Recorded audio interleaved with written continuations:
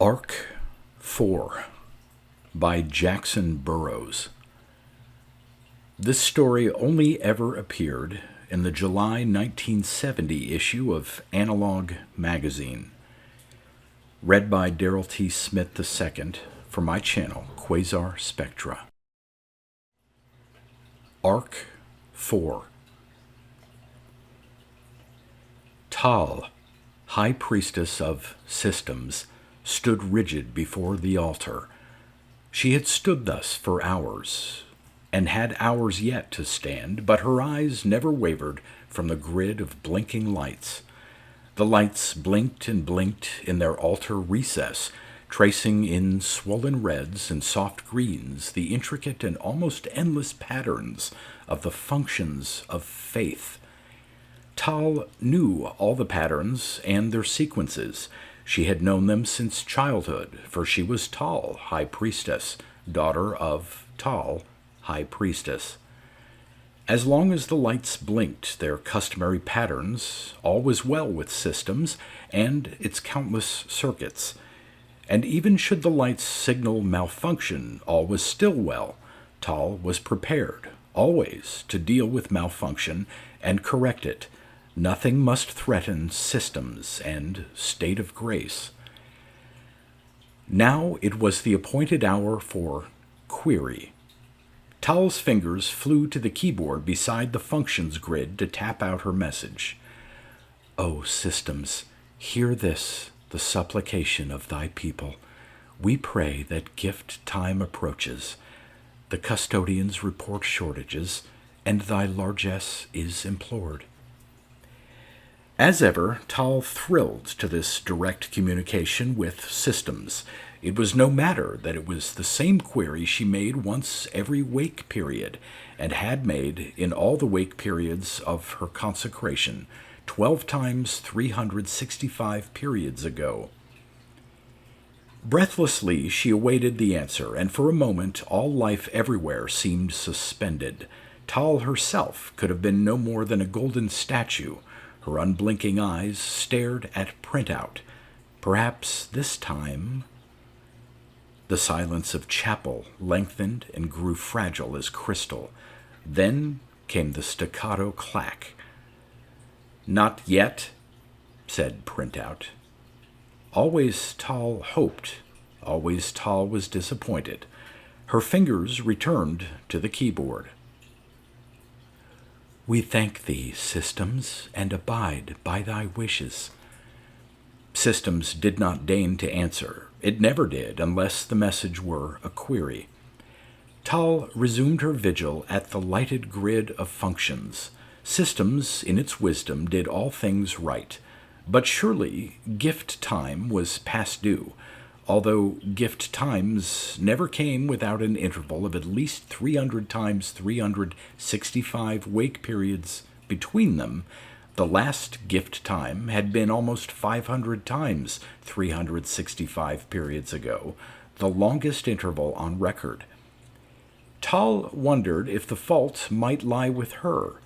Had she failed systems in some way? She felt a great need for the replenishment that only communion with systems could bring. That meant she must enter systems.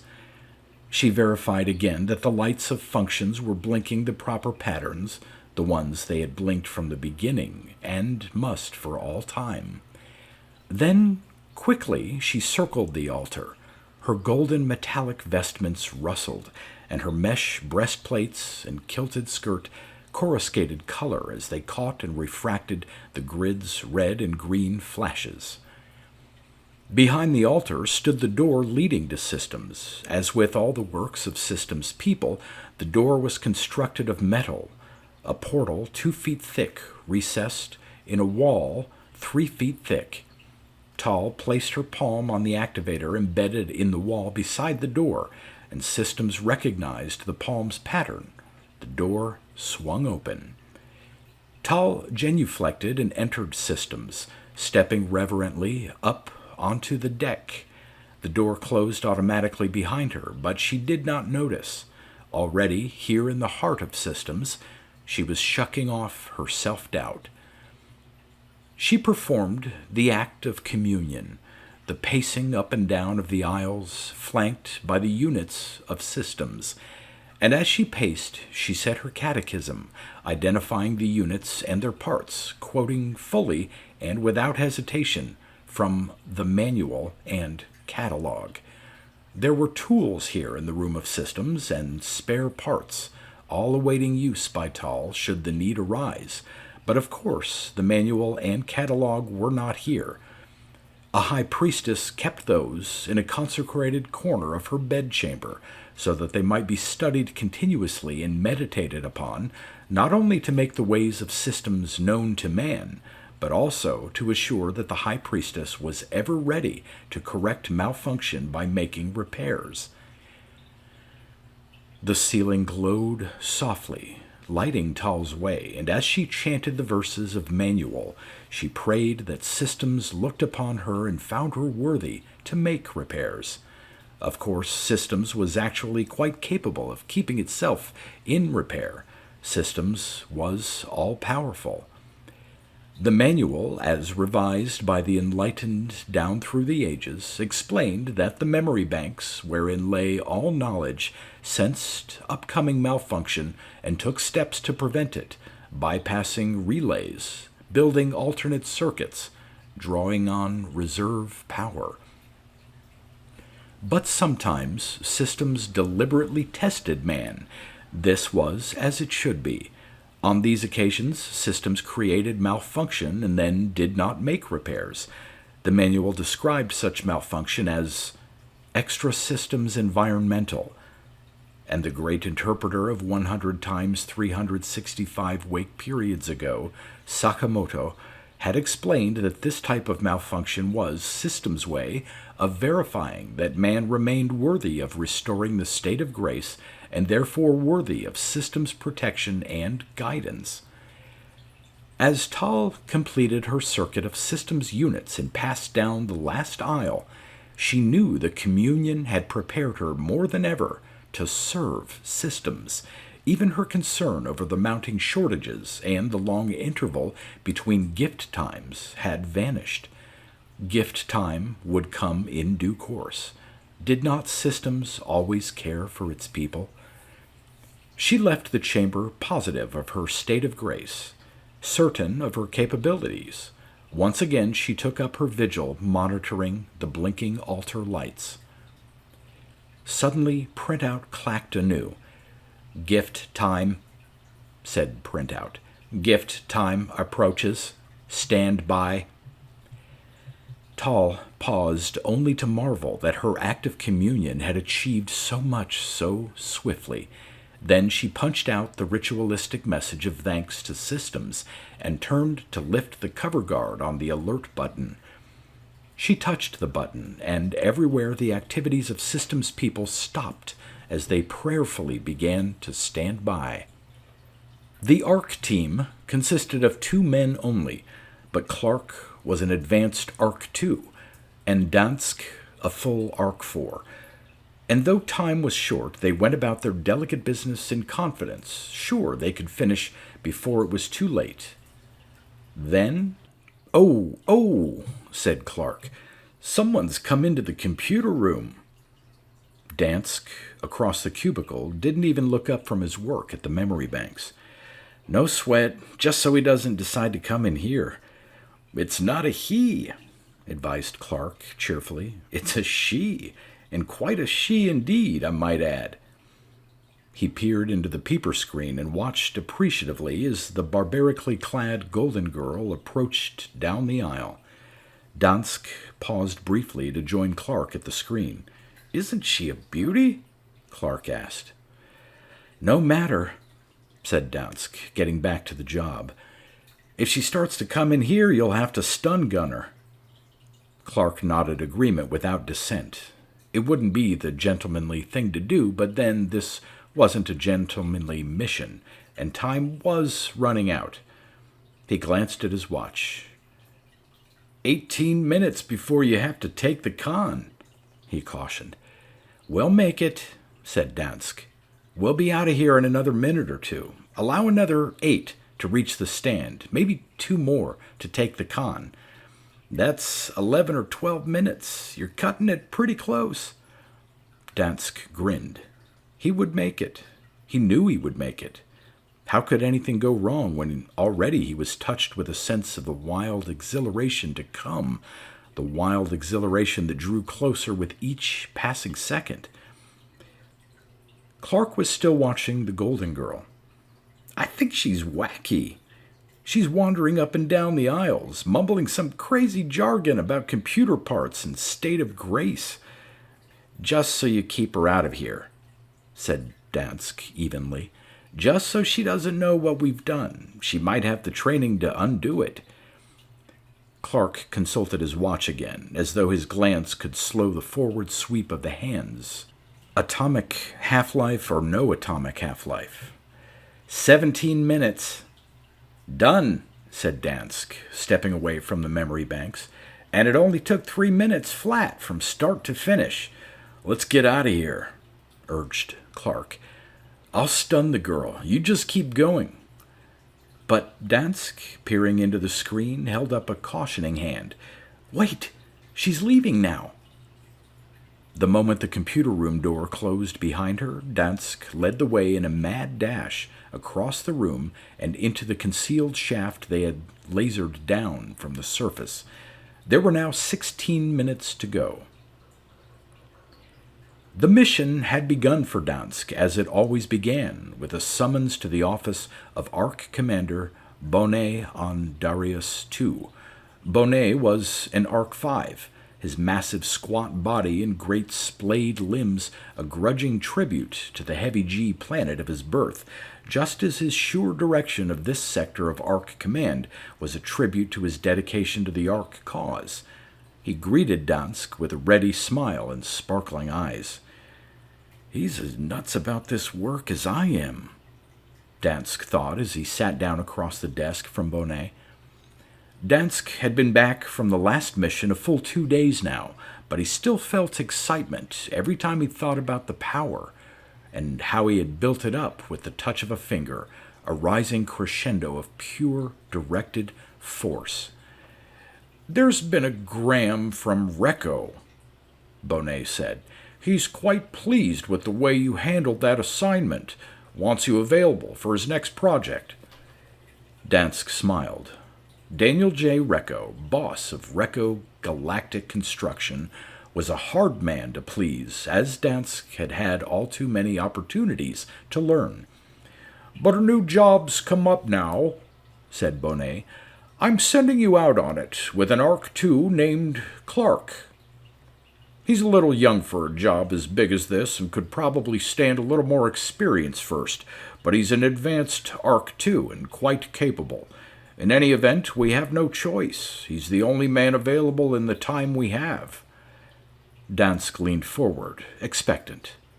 The power, he thought as his blood quickened. It must be the power that gets you. There's a solitary planet circling a sun out beyond Procyon, Bonnet said.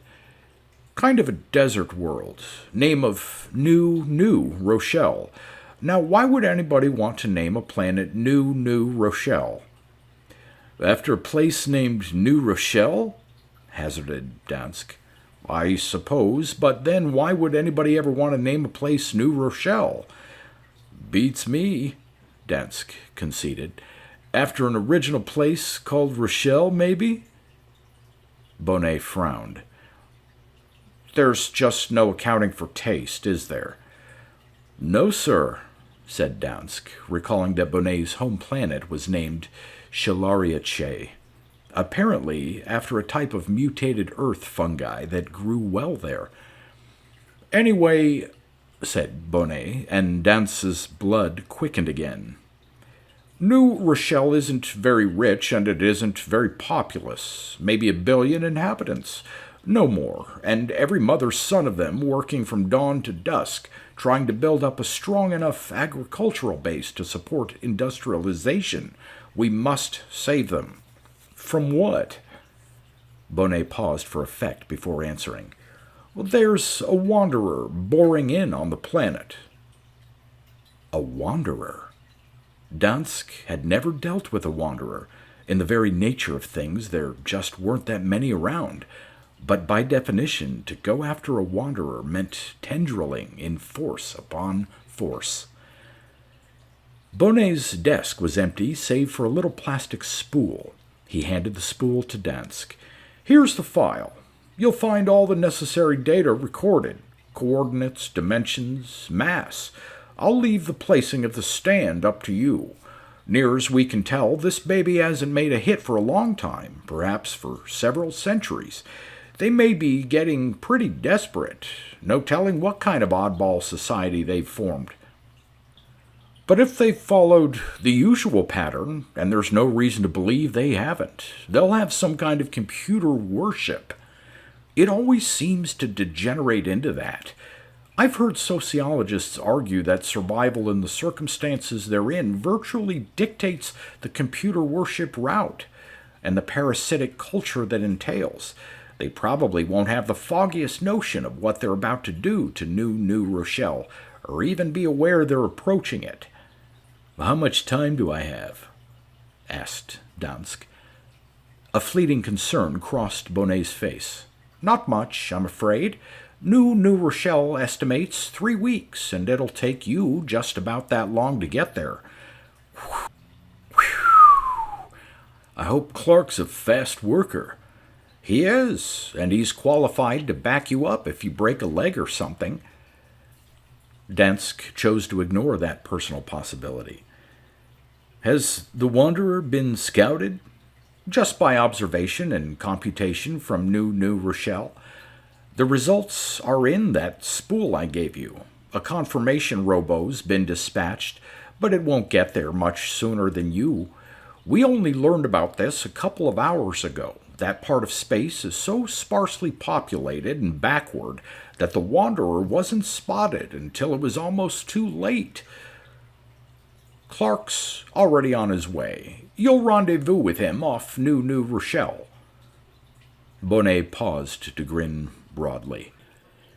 "I had to pull Clark off a job with some mining development company.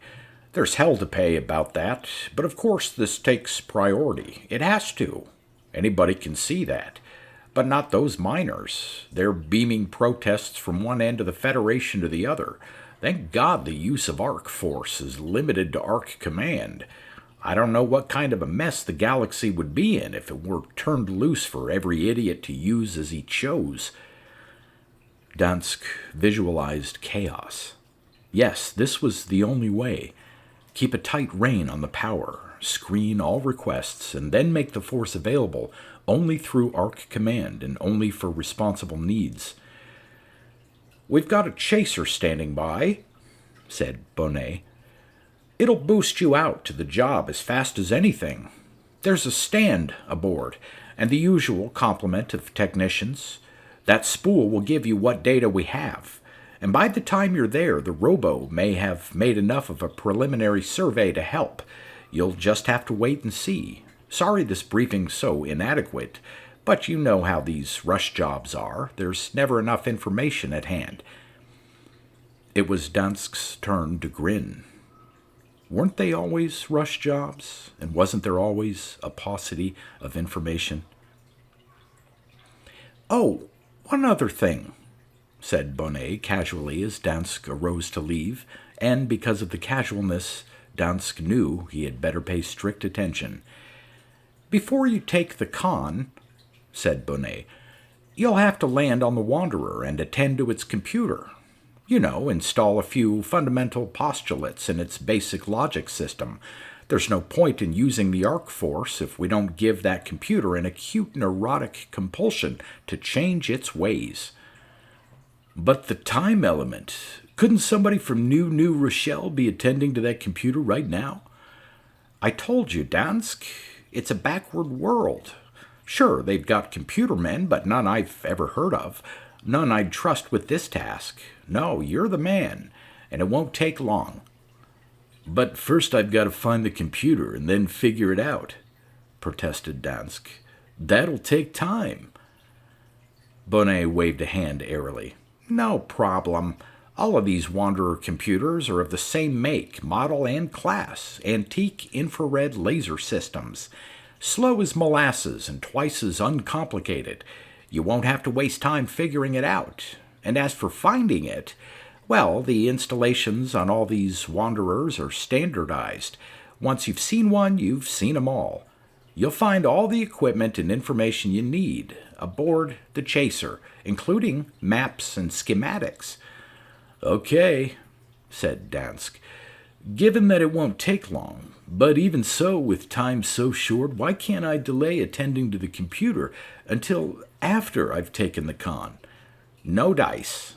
With the programming that baby's got now, it would fight you every step of the way. You'd win, of course, but it would probably be a tug of war that would tear the Wanderer to bits. Bonnet smiled. You'll have to do some hopping, but tell me, won't it be worth it?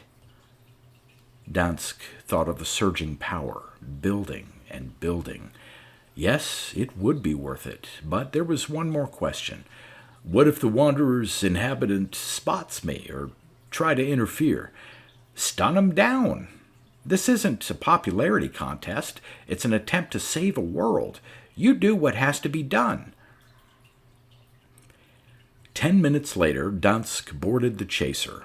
On the 18th day, the craft rendezvoused with Clark's ship off New Rochelle, and by the 21st was orbiting the Wanderer, gathering final data. There were just hours left in which to complete the job. Dansk looked down on the Wanderer, on a world large as Earth, but a dead world, cold, pitted, airless.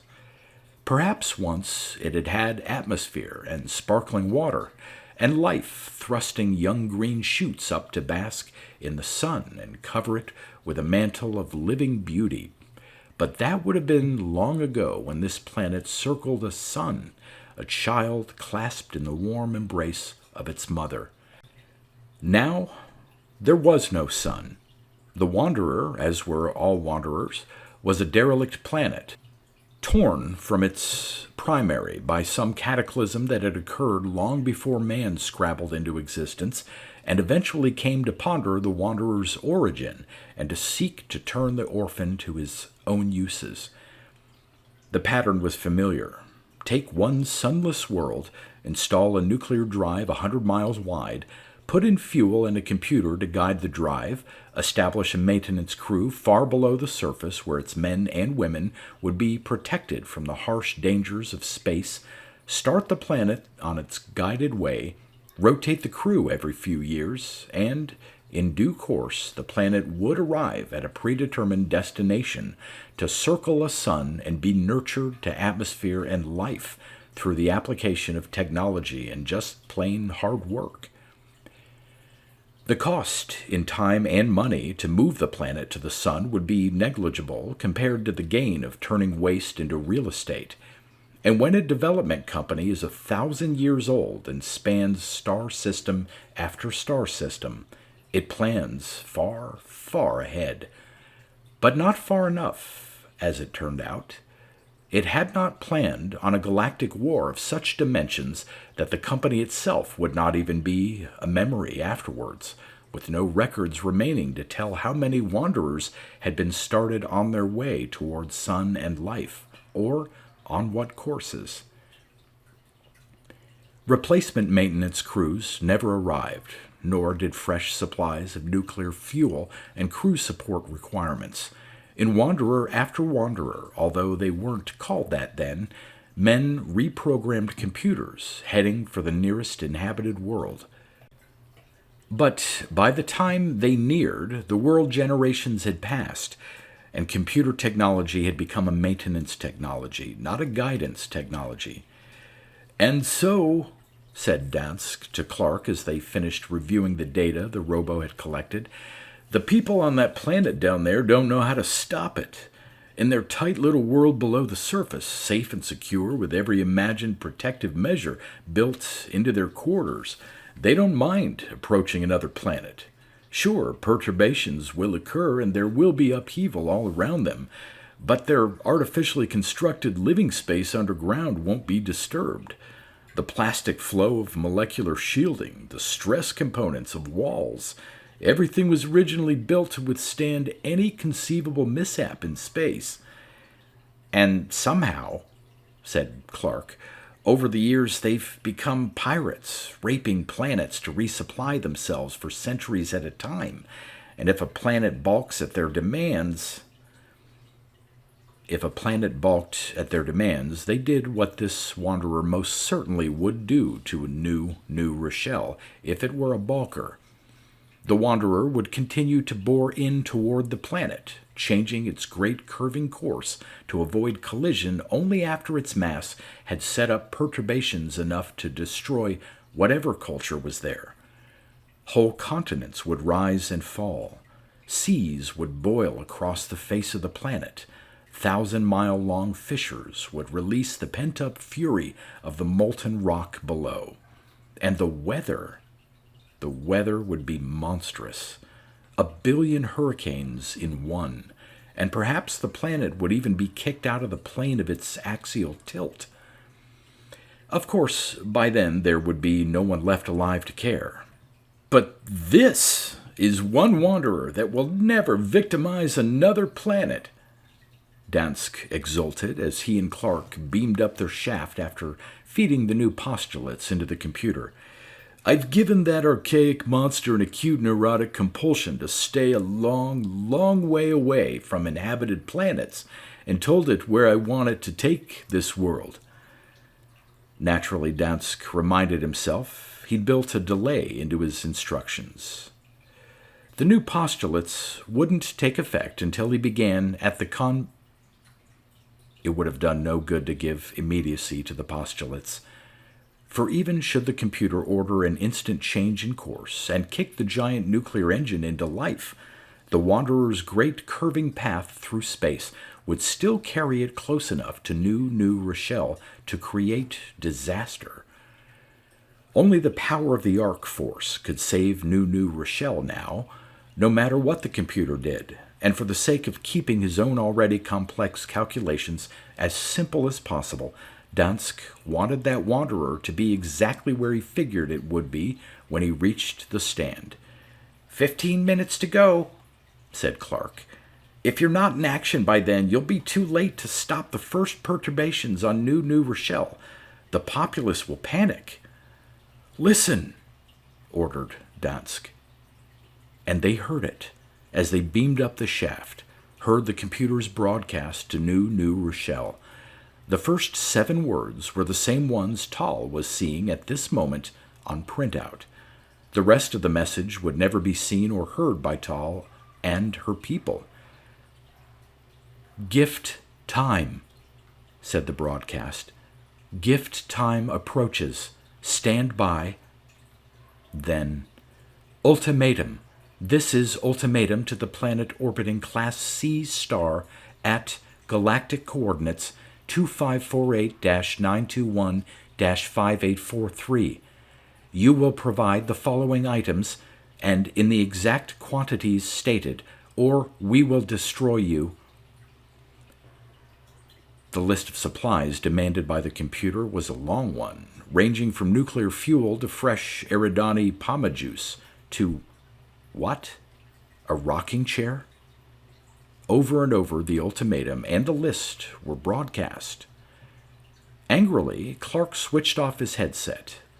Even should New Rochelle respond upon the instant, which was patently impossible, the Wanderer was already too close to avoid creating perturbations. That's what you get with these antique infrared computers, he fumed. Miscalculations. But now they had reached the surface and were tumbling into the chaser, and it was Dansk, not Clark, who was consulting his watch. 12 minutes to go. The stand stood far out, 1,000,000 miles out, and 4 more precious minutes were lost warping out to it. Then they were passing through airlocks, and Dansk's moment had come. Blood pounding, the elation wild, he raced past Clark, past the waiting technicians assembled at their posts, past the still and silent funnels of power, and up, up, up, into the spiring top of the stand. There was one last portal to be opened, the one that could only be opened by the touch of an ARK IV's signet ring. And then he was in the transparent bubble housing the ARK force controls. The whole galaxy lay spread out giddily all about him.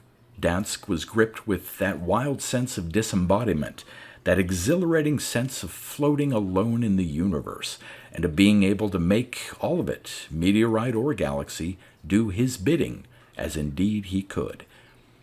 6 minutes. There was time, and time to spare. Dansk fed his calculations into the computer, adjusted his hands above the keys, and waited. Then it was time. He thumbed the communicator button. After the time lag of distance, Bonnet's face appeared on the little screen to his left.